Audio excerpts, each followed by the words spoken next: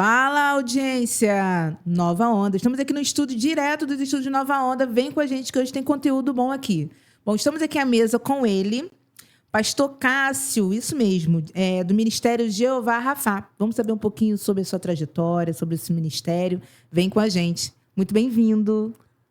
Tudo bom? Um grande abraço para todos, uma tarde, um dia de salvação para todos que estão nos ouvindo. Para mim é um prazer, quero aqui externar minha gratidão a Deus por essa oportunidade de poder falar das suas grandezas e tudo o que Deus fez na minha vida. Quero mandar aqui um abraço para todos os ouvintes, telespectadores. Toda a sua aqui, ó. Fala aqui, ó. Fala direto aqui, ó. Da Nova direto. Onda. Quero te mandar um abraço, quero louvar a Deus pela sua vida e ter a oportunidade de compartilhar um pouquinho das experiências, da grandeza e daquilo que Deus tem feito na minha vida, na minha casa e na minha família. Um abraço aqui para você e um abraço também para o nosso amigo, para o nosso organizador de tudo isso aqui, que é o Mário. Mário, muito obrigado pelo convite. Estamos aqui para servir a Deus e obrigado por essa aliança. Também quero dar um abraço aqui para o Marcelo, que está na operação aqui de tudo, juntamente com a Cássia, que está me entrevistando. Muito obrigado pelo convite. Maravilha. Então, vamos embora. Primeiro eu quero saber, curiosa, né? Quero saber como que começou como você começou a atender esse chamado, né? Dizer assim, um chamado, né? Sim. Por onde começou? Por quê? A Bíblia vai nos falar que muitos são chamados, mas poucos são escolhidos.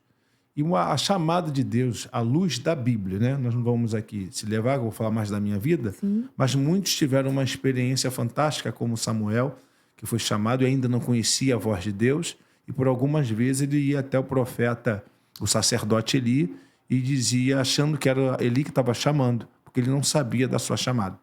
Enfim, tantos outros profetas também foram chamados por Deus, sacerdotes, apóstolos, pastores e líderes. E a Bíblia vai dizer, em Efésios capítulo de número 4, verso de número 11, que Deus deu uns para. Aí ele vai falar de apóstolos, de pastores, de evangelistas, de mestres e etc. e tal. Então essa chamada, nem todos têm essa chamada, essa vocação, nós podemos chamar por essa vocação. Mas a salvação, que também é uma salvação, que é também uma chamada, todos estão chamados para a salvação. Para o ministério é uma outra conversa. Então a minha primeira chamada foi para a salvação. Eu recebi uma chamada primeiro para ser salvo em Cristo Jesus. E me encontrava numa situação muito perdida. Perdida porque fui criado dentro de um lar. Meus pais maravilhosos, sem reclamar, mas dentro daquilo que eles aprenderam, que eles achavam que era certo. Então eles iam passando para mim e para o meu irmão. Mas bebida final de semana, meu pai muito nervoso, muito estressado, muito agressivo algumas vezes comigo, com meu irmão, bebia, então briga, confusão, correção além do limite. Então foi um lar assim, bem conturbado, então marcado por algumas violências. Eu nunca vi o meu pai agredir a minha mãe, mas a nível eu e do meu irmão, costas assim que ficaram marcadas para sempre. Costumo dizer, quando alguém faz alguma coisa, você, eu vou te dar uma costa que quando você ficar velho, tu vai lembrar. Então, eu tenho ainda algumas marcas dessa, mas nada que Deus em Cristo não restaurou, Sim. não recuperou. Então, o tempo foi passando, fui criado, aprendi a beber, meu pai fumava, minha mãe fumava, então eles eram de uma linha mais espírita, então fomos criados num lar espírita, e o tempo foi passando, e aí minha mãe ficou doente, eu me lembro como fosse hoje, pela enfermidade da minha mãe, começou um caroço no seio, e foi passando, foi tomando o corpo todo, e ela veio a falecer. Quando ela veio a falecer, aqui é minha chamada à salvação, aonde você me perguntou. Eu levei minha mãe para o hospital, eu que fui dirigindo, minha esposa foi com ela, na época era minha namorada, não era minha esposa, foi com ela na parte de trás do carro, eu fui dirigindo, morava no Alcântara, e fui para Lindos Vasconcelos, porque meu pai é da Marinha, então era o hospital da Marinha ali no Lins. E aí nós fomos dentro do carro, passei na ponte ali muito voado, e chegando lá recebemos a notícia que na verdade ela já tinha falecido. E aquilo ali foi, como eu fiz a primeira vez, eu tentei o suicídio. Ali, quando a notícia chegou, ali tem um parapeito na parte da emergência, me lembro como fosse hoje, e um fosso, entendeu? Bem alto. Eu tentei me jogar dali. Meu pai me pegou, mas alguns, acho que enfermeiros e tal, me sedaram. Eu só fui liberado no outro dia para a sepultura. e passei mal durante toda a sepultura, eu nem vi a sepultura de tanto que chorava.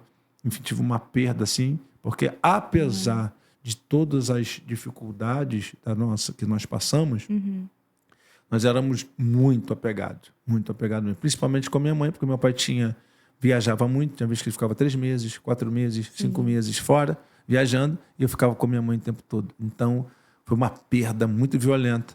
Eu tinha mais ou menos, aí eu tinha, se eu não me engano, 19 para 20 anos, era muito novo também, e foi algo muito doloroso. Mas, pastor, na sua infância ali, já se ouvia falar de Deus? Ou era algo O raso? contato que nós tínhamos mais era com a Igreja Católica. Sim. Chegávamos aí, meu pai é muito pouco, minha mãe também bem pouco, mas por amigos e influência de pessoas a gente tinha mais um contato maior. Então, tinha uma sementinha ali já. Sabias assim, mas de forma muito leve. Com o Evangelho, de forma direta, não. Com a Bíblia, também muito pouco.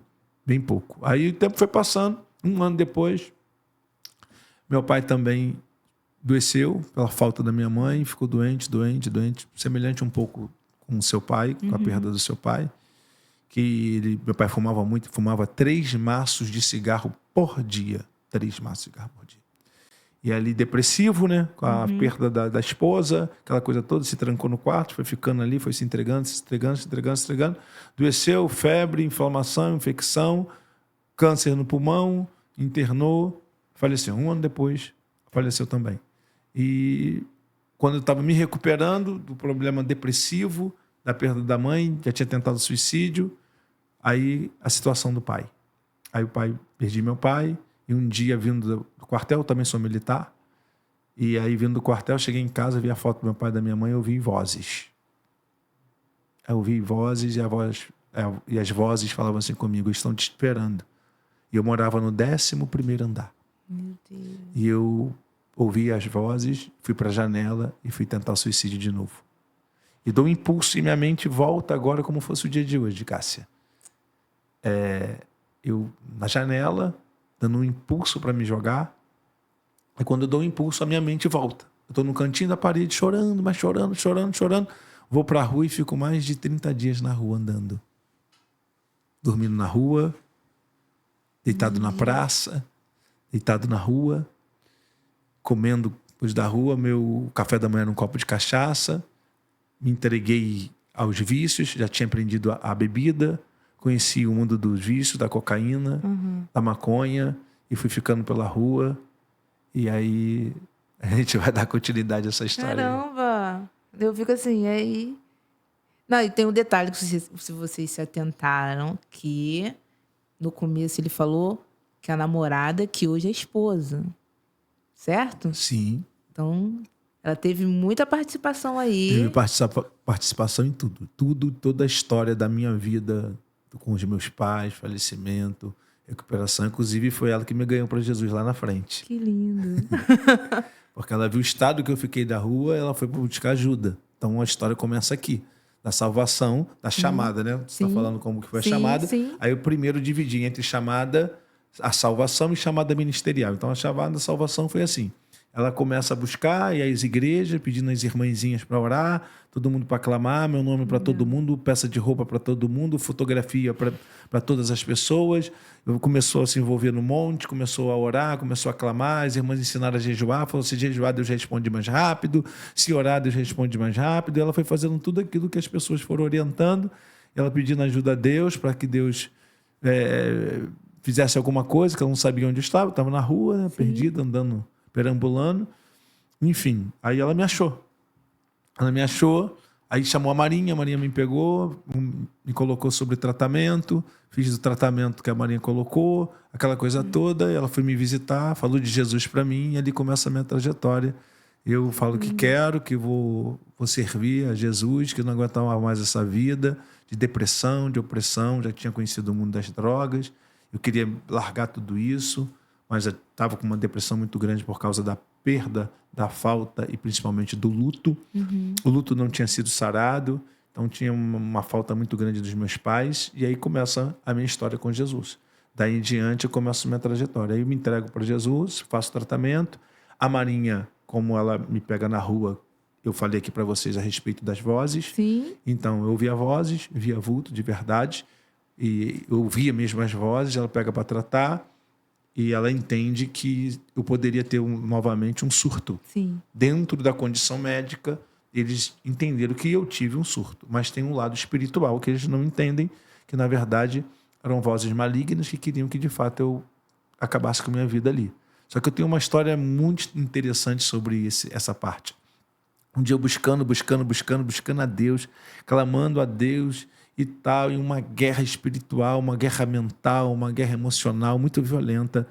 E eu fui numa consagração, uma oração, e nessa oração, uma consagração de tarde, Deus usou uma mulher para mim. E ela veio andando, colocou a mão no meu coração, e meu coração doído, ferido, machucado pela perda da família, pela falta, por saudade. E Deus, falando através da boca daquela mulher, falou a seguinte coisa: eu sou o Senhor e quero falar com você, que até hoje você pergunta como eu consegui sair daquela situação, da janela. Eu te respondo: fui eu que te tirei de lá. Arrepiei. Eu que te arranquei da janela. Eu chorava, mas chorava, chorei. Parece que aquele momento Deus, ele estava me curando a parte interna diante de tudo. E eu comecei a entender que Deus tinha um plano na minha vida. Então a Marinha, nesse período, me reformou porque não tinha condições, à luz da medicina, me colocar trabalhando armado. Sim. E aí fui reformado, recebi minha promoção de patente e tal, e comecei a entender. Falei, o que eu vou fazer da vida agora? Meu bisavô era militar, meu avô militar, meu pai militar, uma família toda de militares. Tudo que a gente sabe é marchar, dar serviço. Então eu fui criado nesse meio. O que eu vou fazer da minha vida agora? E coloquei no coração na época de fazer o direito, né? De ser advogado e tudo, tal. Mas aí o Espírito de Deus falou comigo: não é isso que eu tenho para você. Em vez de você se dedicar ao direito, eu quero que você se dedique ao estudo da palavra de Deus. E eu comecei a fazer o seminário teológico. Fui fazendo vários seminários teológicos e fui estudando vários cursos livres também. Criança, trabalhar com dependente químico, com pessoas de várias etnias. Nós fomos nos preparando muito, centenas, dezenas de cursos, e eu fui me envolvendo em leitura, e muito aprendizado, e fui aprendendo, e fui crescendo, e aí nisso eu fui entendendo. Com alguns anos, eu já era professor da Escola Bíblica Dominical, e fui desenvolvendo, aí começa, agora faz uma conexão entre a chamada da salvação, agora salvo, uma vez já salvo, e aí minha namorada eu caso, né? Casei, e nós fomos para a igreja, casamos na igreja, batizei e vou caminhando. Essa é a chamada, como foi a minha chamada na área da salvação. E eu aceito Jesus, sou salvo e começo a caminhar. Agora vamos entrar na parte do ministério. Que linda história. Eu ainda falei com ele, não me faça chorar. Eu quase chorei. Não me faça chorar, porque eu sempre choro. Não, mas é muito bonito e eu tenho certeza que você de casa, em algum momento, você se identificou. Ou até mesmo já até passou também por isso. E essa história é muito bonita. Muito bonita mesmo. E à luz dos médicos na época, né, eles achavam que não tinha jeito, né? Porque é uma questão de mente, né? Sim. Então, eles achavam assim, a qualquer hora pode novamente surtar. Né? Você entendeu? Então, o que acontece? Mas ainda bem que o Evangelho diz que o Evangelho para muitos é loucura, né? Mas para nós é poder de Deus. Então, coisas que... E como o Evangelho entra? Aonde o Evangelho entra? A Bíblia diz, em Lucas 1:37, que para Deus nada é impossível. Então, quando existem as situações humanas, todos os recursos humanos, tudo, que seja remédio, seja medicação, seja medicamento, seja os próprios médicos, a própria ciência, se esgota todos os recursos na área humana. Por isso que é Deus. Por isso que quando você fala, só Deus pode resolver, por isso que ele é Deus. Deus, o médico pode resolver, então é o médico que vai resolver. Mas quando o médico já não pode mais, ficou para Deus. Então, tudo que é ligado a sobrenatural e tudo que é ligado à área do impossível, ele resolve. Porque na história de Abraão, você vai ver Sara, Deus leva eles até o último momento que eles pudessem suportar o processo.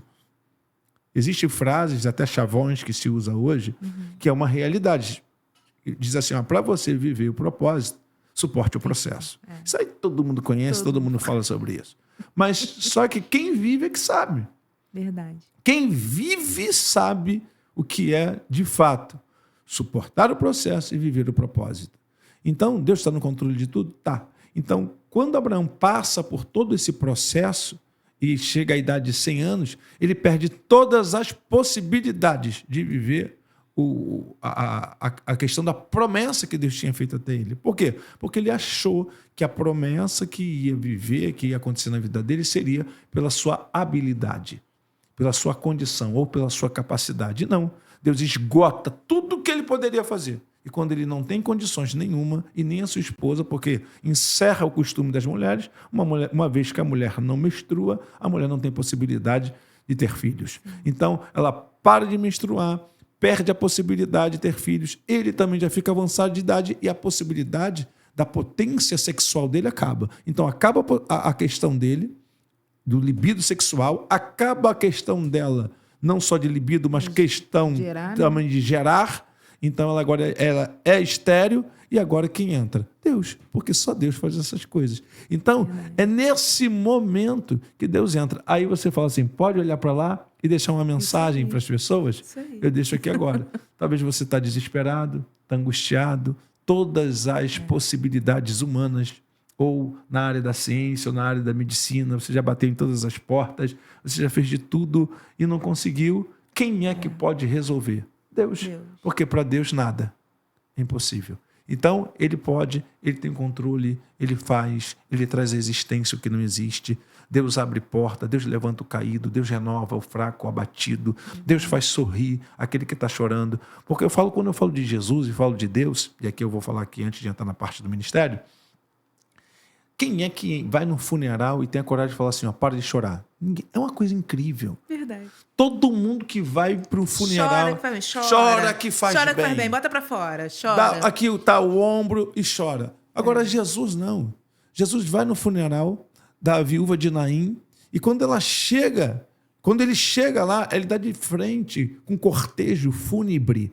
E quando ele chega, bate de frente com cortejo fúnebre, algum pregador, alguém sempre fala, a vida bateu de frente com a morte.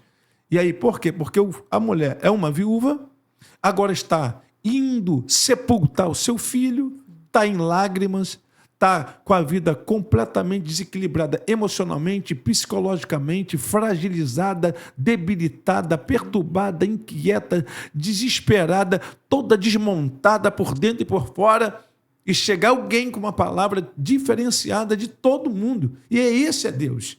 Esse é o nosso Jesus. Uma palavra que ninguém dá. Ninguém dá uma palavra como essa. Tu vai no cemitério, tu sai do cemitério, tu vai no funeral, tu sai... Ninguém faz isso. Ele chega para a mulher e fala assim, se recompõe, para de chorar. Como todo mundo falaria a seguinte coisa, chora. Chora que faz bem, chora. Pode chorar. Mas ele chega no cortejo fúnebre e fala, para de chorar. Por que ele faz isso? Porque só pode fazer isso quem tem poder para resolver o problema que fez ela chorar. Então, esse é o nosso Deus. É aquele que tem poder para resolver o problema que te levou às lágrimas. Te levou ao sofrimento. Eu estava num sofrimento, estava no fundo do poço, estava num problema sério. E quem entrou na minha vida? Alguém que tinha o poder para resolver o meu luto, a minha perda, a minha dor, as minhas lágrimas. E ele entra dizendo, se você deixar eu entrar, eu arrumo a sua casa. Eu vou restaurar a sua vida emocional. Eu vou restaurar a sua vida psicológica. Eu vou restaurar a sua vida espiritual e vou fazer de você um pregador do evangelho, um pastor de cuidar de vidas. E como você tem essa experiência e sabe o que é perder, sabe o que é ter falta de família, você vai valorizar mais do que aqueles que têm e não valorizam. Verdade. Meu Deus! Tremendo. Então, esse é o ponto da chamada. E aqui eu entro no ministério e a gente pode falar. Eu quero que você fale um pouquinho também, pergunte alguma coisa. Não, eu falo sem parar. Não, eu tô aqui assim, eu fico assim. Eu estou assim como você está em casa assistindo a gente, eu tô aqui assim. E o ponto, quando você estava falando dessa questão aí de que entrega para Deus, entrega para quem vai resolver o problema. Quem vai resolver? E é que realmente De repente você tá aí assistindo a gente, você tá com um problema. Aí o que a gente pensa? Conta para um colega, Sim, conta para um amigo. com pessoas não vai que resolver. não têm capacidades, nem graça, nem direção, nem orientação, nem unção, não foram levantadas para isso, não tem uma palavra para te motivar. Pelo contrário, esses dias eu sou professor de seminário e também sou pastor e dou líder, alinhamento para a formação de líderes, obreiros e pastores. Eu estava falando com eles. Jesus tomou uma decisão, uma postura, que você fala assim, caramba, o Filho de Deus não falha em nada. Claro, jamais vai falhar, jamais errou. Ele é perfeito, é o homem perfeito, Jesus. Mas você vê que quando ele ora um homem que tem um problema de cegueira, em um momento ele não consegue, no momento, né, que ele libera a palavra para ele, ele não consegue restaurar a sua visão por completo. Tu fala, Jesus falhou? Claro que não. O que Jesus faz? Tira do ambiente que ele está. Existem ambientes que atrapalham a operação, a manifestação de Deus. Existem pessoas que te jogam para baixo, pessoas negativas. A negatividade, isso é uma realidade, isso influencia. Tem gente que, em vez de colocar você para cima, tem gente que dá uma palavra que alegra o seu dia, Nossa, que motiva verdade. a sua vida, que te vira de cabeça para cima. Mas tem gente que acaba com você. Então, ser seletivo é uma atitude nossa. Nós temos o direito de escolher o nosso posicionamento, com quem nós vamos andar, com quem nós vamos ouvir e o que nós vamos também comer. Então, isso depende do nosso posicionamento. Então, eu estava ensinando e falei isso para as pessoas. Então, cuidado com o ambiente que você está, porque você pode sair pior do que você entrou. Verdade.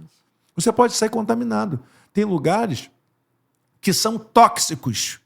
Tem pessoas que são tóxicas. Sim. Que fazem mal, que destrói a sua emocional, a sua alegria. Você chega tão alegre, você estava tão para cima e de repente teu dia acaba. Então, é ser seletivo e saber os lugares que podem entrar. Por quê? Pode neutralizar, pode destruir, pode arrancar um sorriso, pode arrancar um tempo de paz. E paz não tem preço. Pegou essa onda, né? Vocês pegaram essa onda, né? Eu vou falar o quê? Aí depois disso eu vou falar o quê? É isso, gente. Deus é tremendo. A gente alinhou, vai conversando assim, vai fluir, o papo vai fluir, e é esse o caminho que está tomando. Agora eu quero saber um pouquinho sobre o pastor Cássio. Ministério. Que eu já ia me perdendo. Eu ia falar, eu quero saber sobre...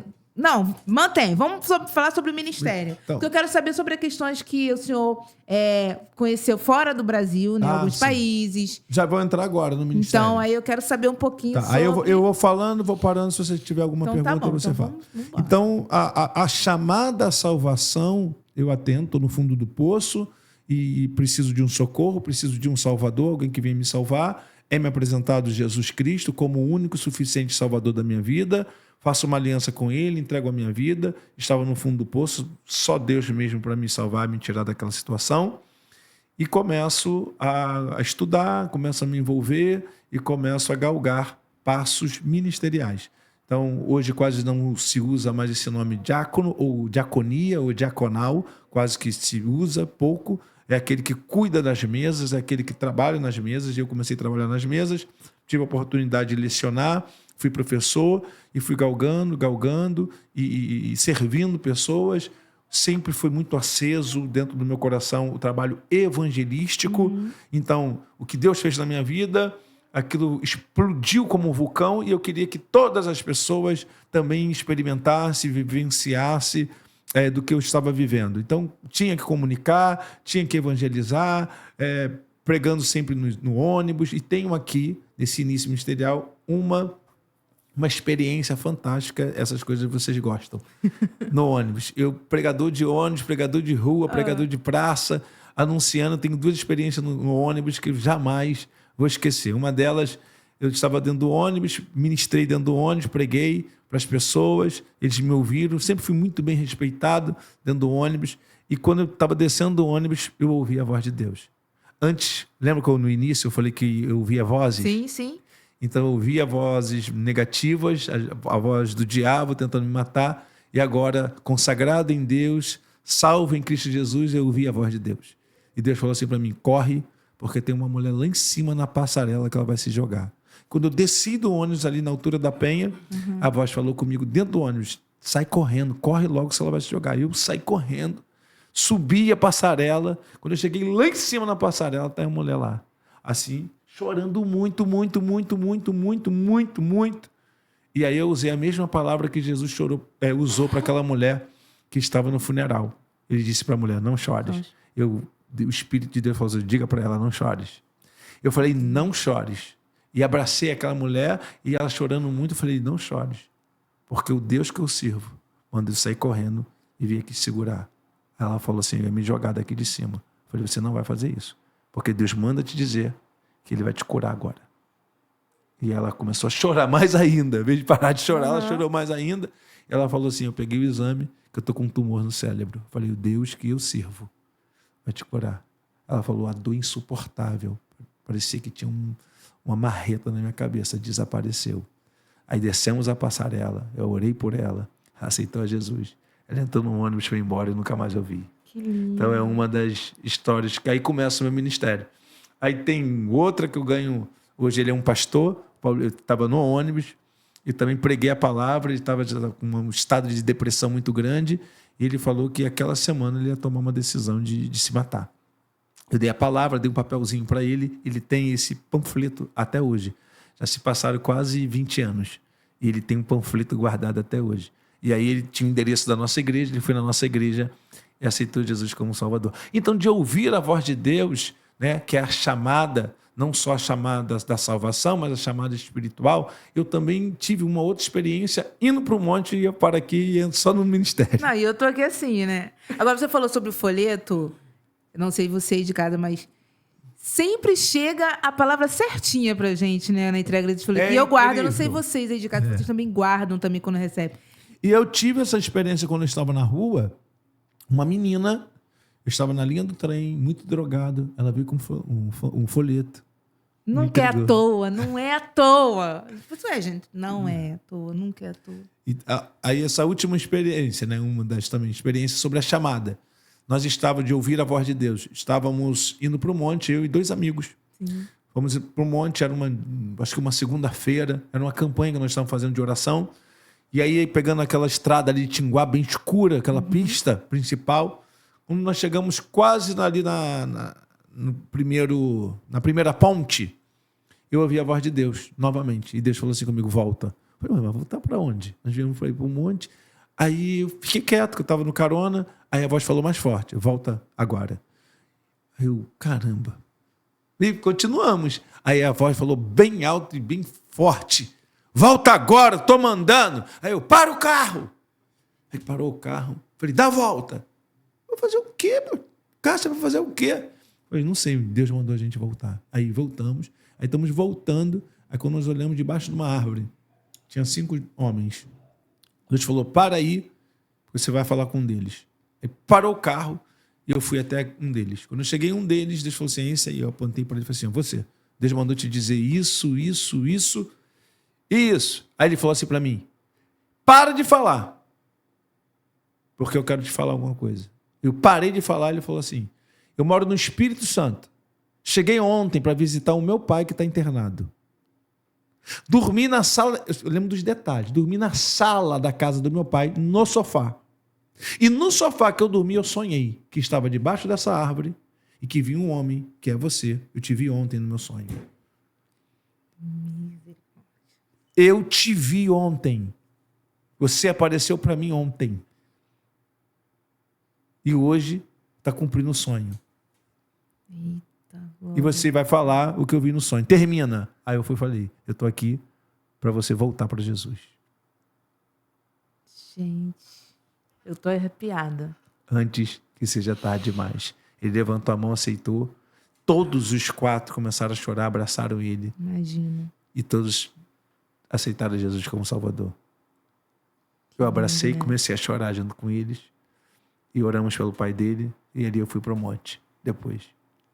Então, o tema que você iniciou foi chamada. Uhum.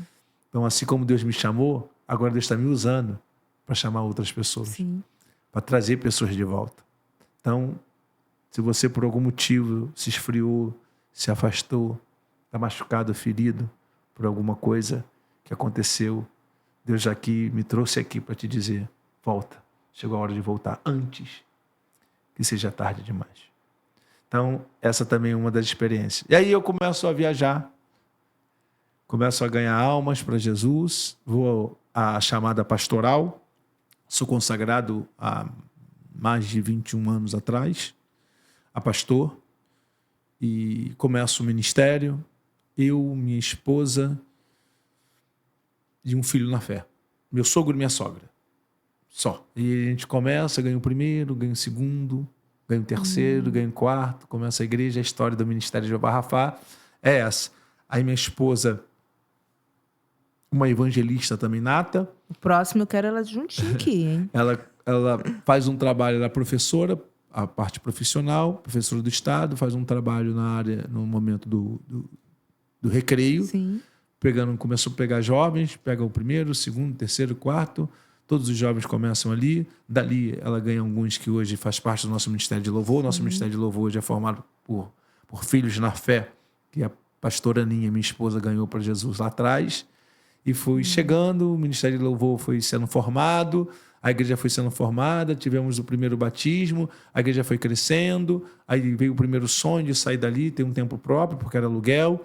Conquistamos, saímos numa marcha na rua. Tenho outra experiência para contar nesse dia, porque uma vizinha não ia à igreja, ela é espírita, e ela ouvia sempre as mensagens, as orações, e quando a igreja saiu, ela falou que parecia que algo dentro dela tinha sido perdido. O que ela fez? Saiu de casa, foi para o meio da rua, porque nós saímos em marcha, nós saímos andando, caminhando, né? E ela começou a chorar, abraçou, falou assim: por favor, não vou embora daqui. Caramba! E a gente está indo embora, mas a senhora pode nos visitar quantas vezes a senhora quiser.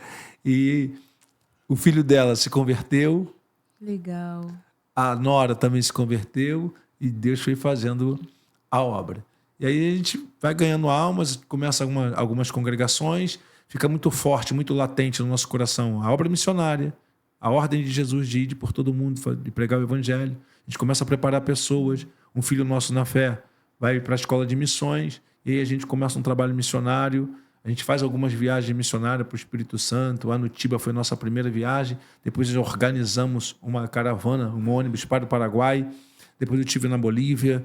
E aí, Paraguai, Bolívia. E a gente começa a viajar. Aí chegamos aonde nós queríamos, na África. Aí fazemos um trabalho na África. Fui algumas vezes na África. Na minha primeira ida na África, fui em cinco países do continente africano. Estive na Europa. Hoje nós temos uma igreja na Europa, temos filhos na fé lá, que está pregando a palavra. A igreja está muito boa, tem mais de 120 membros. A igreja na Europa, uma igreja brasileira na Europa de 40 membros, é considerada já uma grande igreja, uma mega igreja. Então, nossa igreja está acima já dessa situação. Deus são as promessas que vêm se cumprindo. Temos igreja no sertão do Ceará, uma igreja nossa, uma escola de missões. Temos filhos na fé que estão lá hoje trabalhando. Estamos com um projeto para a Espanha, um projeto para a Suíça. Estamos trabalhando. Isso já começou tempo? um trabalho quanto tempo? no Canadá também. E a gente está trabalhando com Jesus. Aí a gente sempre fala assim, um dia a resposta vem, o porquê, né? O porquê que a gente passa pelas coisas. Sim. E aí a resposta vem. Eu quero saber, assim, eu leigamente, tá? Na minha ignorância, eu queria saber dessa questão cultural que você passou, né, por diversos países. Então eu queria que você me explicasse para a galera de casa sobre essa questão da diferença das culturas, mais ministério e espiritual. Sim. Aí eu começo a exercer o ministério na área da libertação, na área da cura divina. Sim. Faço um trabalho toda sexta-feira. Hoje já não tem mais por causa dos compromissos, mas eram toda sexta-feira eu dirigia trabalho de cura divina e libertação. Centenas, dezenas, milhares de pessoas curadas, libertas. Tem uma história também que na próxima vez eu conto da primeira pessoa que foi curada de câncer. E aí eu lembrei da minha mãe, do meu pai, que altura eu falei, meu Deus, olha o que Deus fez através da minha vida. Perdi os meus pais para isso, mas os dois foram salvos, que já aceitaram Jesus antes. Também eu conto na próxima oportunidade, senão a gente não vai sair daqui. Eu falei com ele, falei assim, o papo vai embora, E aí a gente passa. a questão do ministério, aí você está perguntando a nível cultural, a nível espiritual. Então, aí o que acontece? Você me fez uma pergunta, quanto tempo tem o ministério? Eu te respondo. Sim. 21 anos. O Ministério de Jeová Rafá existe há 21 anos. Eu sou convertido aproximadamente já, acho que uns 27 anos. Que lindo. Eu tenho de evangelho. Estou beirando aí para 30 anos de evangelho. E aí, então, aí eu queria saber essa diferença espiritual e eu queria saber dessa experiência que você obteve lá fora Sim. e o que você modificou ou trouxe e colocou aqui na igreja local, no seu Sim. ministério aqui no Brasil. Não, eu tive algumas experiências, tanto na Bolívia como no Paraguai, e tanto na Europa, tive na América também ministrando a palavra. Mas o que mais me marcou, e é uma verdade, quem estuda a nível territorial, quem faz estudo sobre guerra espiritual, sobre batalha espiritual, ele vai ter um entendimento que cada região ele é regido por potestades e principados, de acordo com a região. É uma verdade. Mas Deus também manda anjos para guerrear. Por exemplo, quando você estuda sobre Israel e Jerusalém, você vai entender que Miguel é o anjo guardião de Israel. Isso é um estudo mesmo provado e comprovado à luz da Bíblia dentro da teologia sistemática. Sim. Então, quando eu cheguei na África, e aí para você ter um entendimento espiritual, por que tanto sofrimento, tanta miséria, tanta situação, está ligado à questão cultural também e espiritual. E a parte espiritual, que é da área da feitiçaria, da idolatria e etc., é muito forte, pesada e real. Eu disse que queria te contar algo que, de fato, eu vivenciei. Eu vivenciei lá. Quando eu cheguei lá, eu sentia o tempo todo, no mundo espiritual, tá? Um sentimento, pela minha sensibilidade espiritual, que tinha alguém me perseguindo, alguém me olhando, que alguma coisa ruim ia acontecer. O tempo inteiro eu estava em alerta às minhas emoções e os meus dons e talentos espirituais para algo que poderia acontecer a qualquer momento. Alguém iria te golpear, te dar uma facada. Né? Como você está em perigo, você fica aquele sentimento. Mas eu estava aquilo ali sem estar em perigo físico. Mas a minha presença ali, a presença de Deus na minha vida, estava colocando alguém sobre ameaça. Você entendeu? Espiritualmente falando, no mundo espiritual. Na visão espiritual, né? Na visão espiritual. Sim. A minha presença estava incomodando alguém, essa é a palavra, que eram os espíritos daquela região. E a gente entende isso. Quem é espiritual entende. E fomos fazer o trabalho, fizemos a cruzada de libertação de cura e milagres. Nós fizemos um trabalho em algumas aldeias. E nessa cruzada foi a filha do feiticeiro. Ela foi. Quando nós começamos a oração, ela caiu possuída. E ela, possuída, ela manifestava, andava como uma serpente no chão. O corpo dela, sem nenhum impulso, fazia assim, ó, no ar. Tem aquela história que todo mundo fala, lá na África, os feiticeiros levitas. Sim, sim. Dessa forma que as pessoas falam, eu não vi. Mas dessa forma aqui, eu vivenciei e vi. Levantava 3, 4 metros do chão, andava 3, 4 metros para frente, no ar, e caía de novo. Meu Deus. Para todo mundo ver. E ela estava no altar, na hora que eu orei, ela estava no altar, ela desceu do altar voando assim, como fosse uma serpente, caiu no meio da multidão, foi liberta e aceitou Jesus. Agora, esse é o lado espiritual da guerra espiritual. Mas também nós aprendemos muito com os africanos. E uma das coisas que eles têm. Tem uma cultura, em um dos países que eu fui, eu vi um homem de mão dada com outro. E nós perguntamos se era questão de relacionamento, se eles tinham... Ele falou assim, não, aqui, geralmente, aqui é um país muçulmano, não pode ter homossexualismo, não tem. Aqui, no país muçulmano, o homossexualismo, se descobrir, matam. Matam. E aí eu falei, mas é o quê? Eu perguntando, né, pessoal, os moradores já falaram assim, ele está declarando a sua fidelidade. Da amizade por ele. Quando ele pega na mão, ele está dizendo que por ele, um está declarando para o outro. Ele mata e ele morre. Uma das coisas de lealdade e de fidelidade. Então, quando você consegue matar a fome de alguém, ajudar uma pessoa na África, é diferente do Brasil. Geralmente, ele fica grato, não por alguns meses, nem por alguns dias, mas ele fica grato pro resto da vida. Que lindo. Pro resto da vida. Então, esse nível de gratidão eu trouxe pro meu ministério. Isso que eu Esse queria sentimento de gratidão Sim. eu aprendi para minha vida. Ser grato às pessoas. E a palavra gratidão significa reconhecer o bem que alguém te fez. É verdade. Entendeu? Então, tem muitas pessoas, por exemplo, para mim estar aqui hoje, muitas pessoas ajudaram a Aninha, minha esposa, que consequentemente também me ajudaram. Nossos pais na fé, nossas mães na fé. Que a pastora Aparecida, graças a Deus, está viva até hoje. E as outras duas pessoas que nos ajudaram já faleceram. Eram bem velhinhas, já partiram para o Senhor. Mas fica aqui a nossa gratidão. Eu quero aqui também agradecer a vocês. Já tu deve estar quase Ele mais já de está uma se hora. despedindo. Não, calma aí. Faltam Não. 10 minutos a gente Já falo ir para já. a parte final. A gente vai para a Quero parte final. retornar. Isso aí. Obrigado, Cássia. Obrigado, Marcelo. Isso.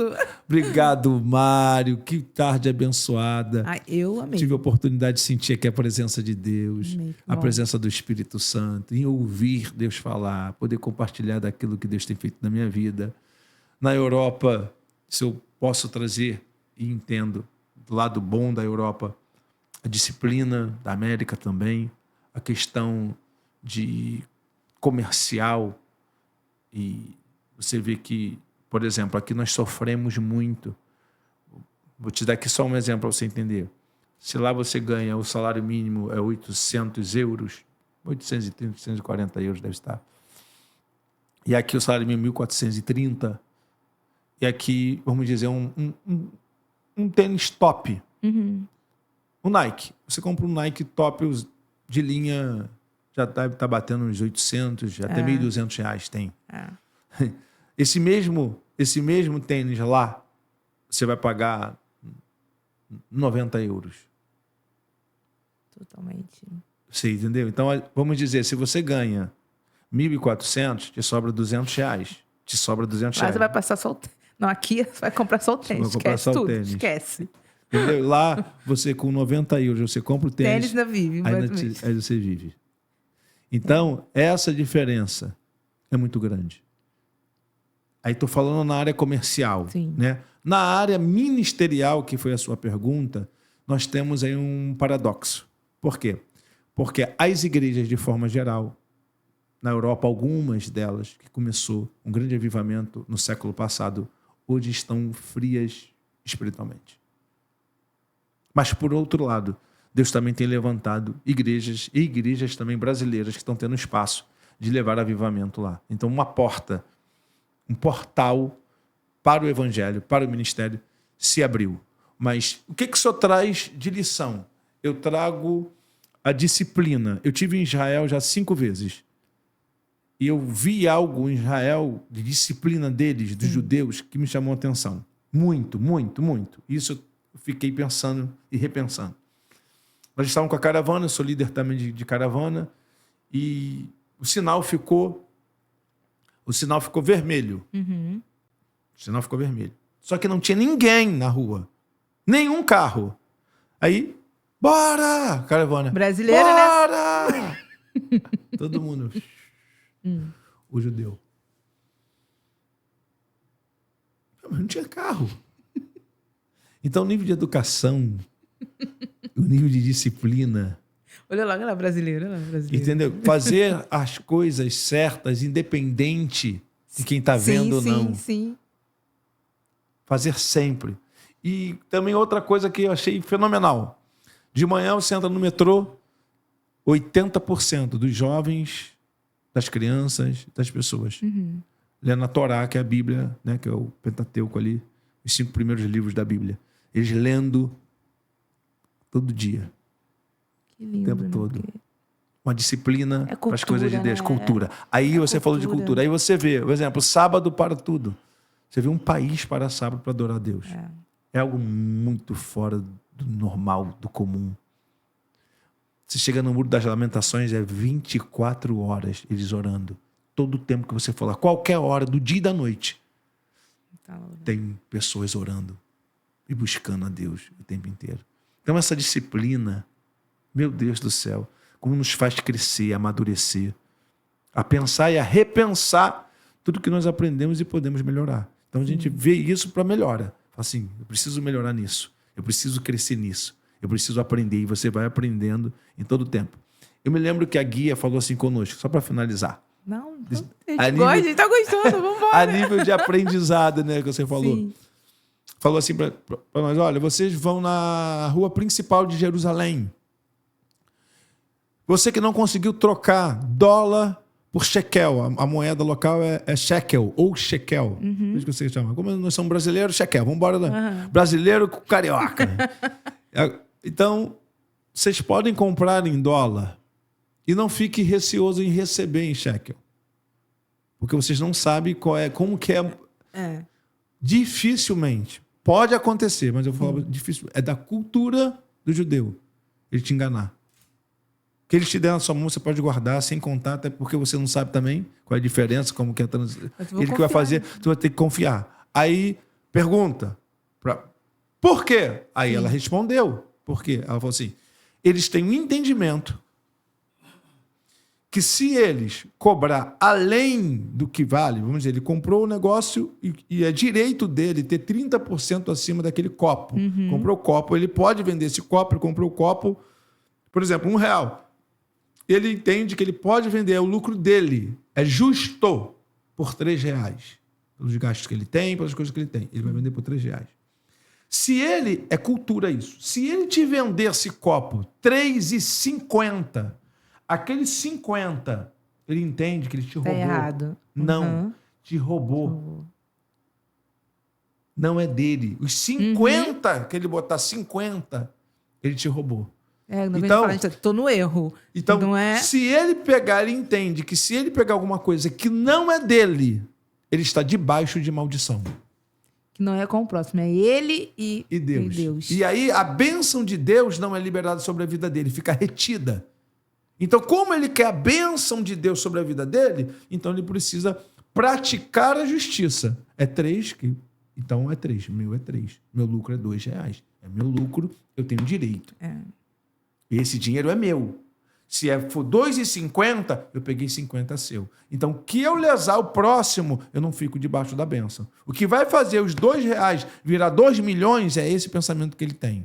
É ser justo, é ser honesto, é ser íntegro. Mas eu acredito que aqui no Brasil, muitos têm o mesmo pensamento, mas não colocam em prática. Não, né? Por exemplo, essa questão de... tu chega na feira, tu quer o quê? Um carregador. Aqui é 50. Não. Não, é 30. Não, é 20.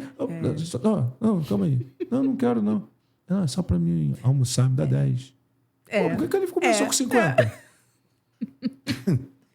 Entendeu? Então, algumas coisas como essa te chamam a atenção. Você vê como a cultura traz uma influência e traz aprendizado. Sim. A gente não está aqui acusando ninguém. A gente está dizendo a diferença de uma cultura de um país para o outro. A formação cultural de um para o outro. E nisso você pode aprender, você pode aplicar na sua vida, com seus filhos, na sua casa, na sua igreja, no seu trabalho, todos os dias. E é isso que o pastor fez e vem fazendo dentro do seu ministério. É isso que eu venho fazendo dentro do ministério. Toda vez que eu tenho a oportunidade de ir num país e aprender alguma coisa, eu compartilho com os meus obreiros, eu compartilho com os meus amigos, eu compartilho com as pessoas o que eu estou fazendo aqui hoje. Estou compartilhando com você que está nos assistindo aqui nos nossos estúdios do Nova Onda. Nosso podcast sensacional. Vocês estão de parabéns. Eu queria finalizar orando. Não, peraí. Antes de finalizar, eu queria fazer uma pergunta. Eu queria fazer uma perguntinha sobre a questão dos jovens de hoje em dia. Sim. Como você identifica, falar um pouco sobre qual é a maior dificuldade do jovem hoje vir para a igreja? Ou conhecer, se interessar pela palavra de Deus? Sim. O que acontece? Tudo na vida você tem que desenvolver uma coisa chamada estratégia. Hoje nós estamos no século XXI, as coisas que aconteciam antes não é a mesma linguagem e não é a mesma mentalidade. O evangelho não, ele continua intacto, puro, genuíno. O rótulo ele pode mudar, Você entendeu? Você pode trocar o rótulo. Mas o conteúdo daqui de dentro tem que ser o mesmo. Então, a gente não pode perder, não pode alterar o seu conteúdo sobre salvação, doutrina de salvação, que é pecado continua sendo pecado, que é mentira continua sendo mentira, que é verdade continua sendo verdade, o caminho da verdade, o que leva a pessoa à perdição, o que coloca a salvação em risco, esses pontos são verdadeiros. Mas existe muita coisa que não é pecado, que você pode falar numa linguagem jovem e pode usar para atrair essa geração.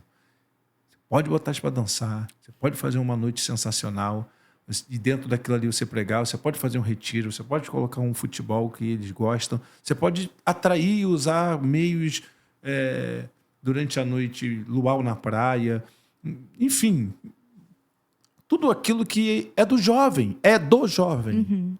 É do jovem, ele já é jovem. A tendência dele é praticar aquilo, é viver aquilo. Só que de uma forma para Deus e sem ferir os princípios e os desígnios que Deus tem. Os estatutos de Deus. Então, o que fazer? Ter uma linguagem jovem. Ser jovem, ter uma linguagem jovem.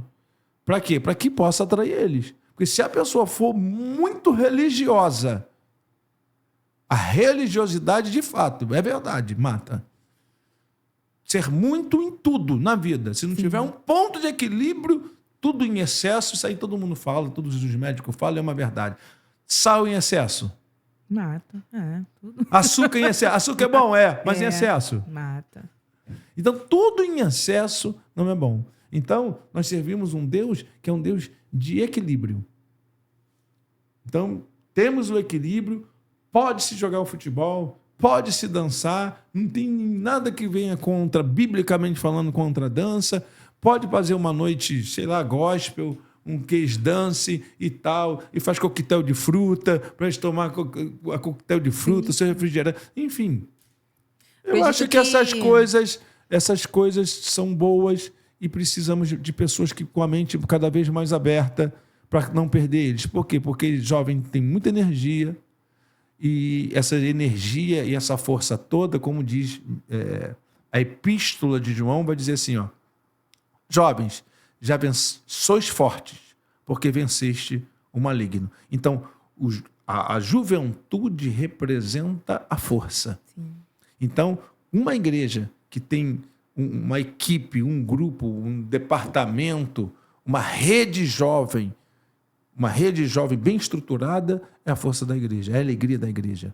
A igreja, eles trabalhando e eles evangelizando. Não tem nada melhor do que você ter um grupo jovem na igreja. Feliz, bem-aventurado é o pastor que tem uma equipe jovem. Graças a Deus nós temos. Eu lembro da minha época de jovem.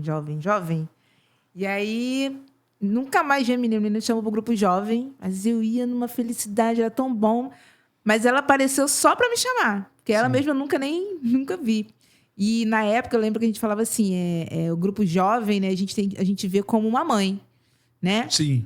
Ela está aqui para nos orientar, o momento que a gente precisar de um colo, a igreja está aqui. E eu acho que é essa questão mesmo que o senhor falou, é a comunicação direta para os jovens. Para os jovens. Tem uma linguagem, assim como para as crianças. É importante, graças a Deus, que naquele testemunho que eu te contei da minha vida, sim, eu tive tempo, eu não ingressei na área do direito, ingressei na área da teologia, então tive tempo muito para preparar. E uma das coisas que eu me preparei foi para cuidar de dependentes químicos e para cuidar de crianças, jovens, adolescentes. Eu fui fazendo toda essa formação. Uhum. Então, a linguagem para uma criança, por exemplo, você pega a criança e coloca no culto, ela não vai entender, não adianta. Aquele culto adulto ali não é para ela. Levanta a mão, dó. Não é para criança. Criança é uma outra pegada, é figurinha, é a imagem que tem que usar, é a massinha, entendeu?